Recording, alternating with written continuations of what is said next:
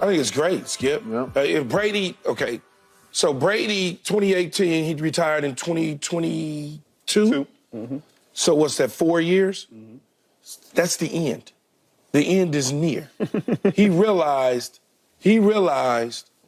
that I'm going to be exiting at some point in time. This is Bird and Magic to Michael. This is Michael to Kobe. This is Kobe to LeBron. This is, here, you guys, I'm getting close to the end. I still got a few more years to play, and I might win 1 or 2 more championships, but you're here to stay. I'm leaving, and here's the keys. It's great. I tip my hat off to him because a lot of people, they don't have to do that. They don't have to stick their heads and embrace another player that's great like you or could be great like you. I like it. Look, I love Tom as much as anybody. As a competitor, as you a played friend, with him. as a teammate. Yeah. We talk all the time. Good friend of mine now. You know, we went through our battles. But I don't know about this, Skip. Like, I guess you walk into an opponent's locker room after you just sent them home in the playoffs and ended their season, as a quarterback of that opposing team, to say anything, I don't think it's in good faith. Now, when it happened to him and Drew Brees were friends. He went out there and played catch with his sons as Drew Brees was retiring. That was He'd a also cool just moment. sent him home. He had just sent him home, but it's a cool moment between two legends. But I'm not in your locker room. Okay. It would, if Tom had lost that game and walked in that locker room and said that, then I would have said, hey, that's really incredible. That's a really cool moment by Tom. But for him to go in there and say, I'm passing you the torch, it sounds good, Skip. It sounds good when we talk about it right now. I'm sure Patrick Mahomes, as the competitor he is, whose season just got over, I'm frustrated as ever. You coming in here and telling me that, like, if you don't get out of my face, if you don't get out of my face, Andy, one second. If you don't get out of my face because you just I'm beat with me, you on this. and then you go on to say you passing me the torch. Okay, I got you. Then guess what? 2 years later, I see you in the Super Bowl. I thought I had the torch. You beat him 31-9. Yeah, but I thought I had the torch, but you beat him 31-9. What's the I pass you the torch don't mean all of a sudden I'm not going to beat you. He didn't pass him anything but an L, 2 L's. He passed him 2 L's. And so it would come off genuine if you said Patrick beat him and he came over there and said, hey, you got me? Like this. I think it's cool because I think Brady realized the end is coming. And he'd rather do it now than do it later. That's just me. But it sounds good if the end was near. But he went on to beat him in a Super Bowl. Yeah, I understand that. What did he go in there? He didn't know that he was going to see Patrick Mahomes in that Super Bowl till he got there. Right. But what did he go in there? Did he go in that locker room again and say, hey, I'm still bad? No, because that's ridiculous. Keyshawn. Yes. I've said this for years about Thomas Edward Patrick Brady Jr. He's a wolf in sheep's clothing. Yeah, 100%. Because he will say the right thing all the time, but he doesn't always say the real thing. And I can make a case he was actually twisting the knife a little bit on Patrick by going straight to his locker room and saying, kid, I'm going to hand you the keys. He just handed him the biggest L of his career. He just beat him at his house at Arrowhead with the greatest overtime performance I've ever seen. And again, the old rules were in place, so you could just go score, and if you go score touchdown, it's over. I'm going to hit him over the head with the baton. A couple of years later, I think I'll just... Conspiracy. No, conspiracy. Come on, man. The head coach says it's a great thing.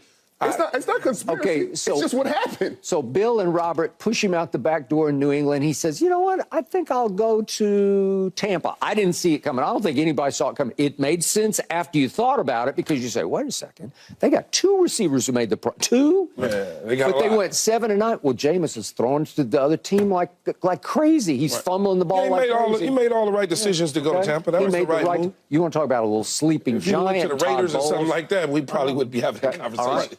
There you go. I want him to go to the Dallas Cowboys. We probably wouldn't be having that conversation because Jerry would have mucked it up somehow. But the point was, he said, I'm going there. And everybody said, they're 7 and 9. What are you doing? It's a pandemic. You don't have time to practice. So he's taking his receivers to the park, and it's quarantined. And the park ranger is coming over and saying, you guys can't do this here. It's the law says you cannot do this. No, we just got to get ready. And you know what? The history happened. Right.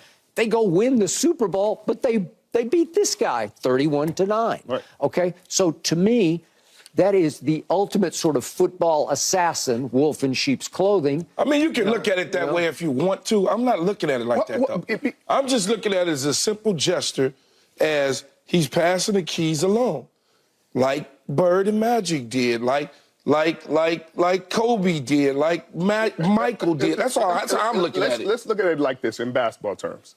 If Kobe and Jordan played in the final, we never got to see it, but let's just imagine, perfect world. Well, we almost did. And Jordan beat Kobe, beat him bad, beat him 4-1 in the series, and went into the locker room after, was like, I'm passing you the torch.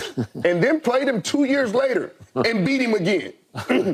We'd be sitting there like, I don't know if Jordan really meant. Yeah, but I don't know if you really meant you passed the torch. I'm not looking at it that way. I'm looking at Brady's coming close to the end.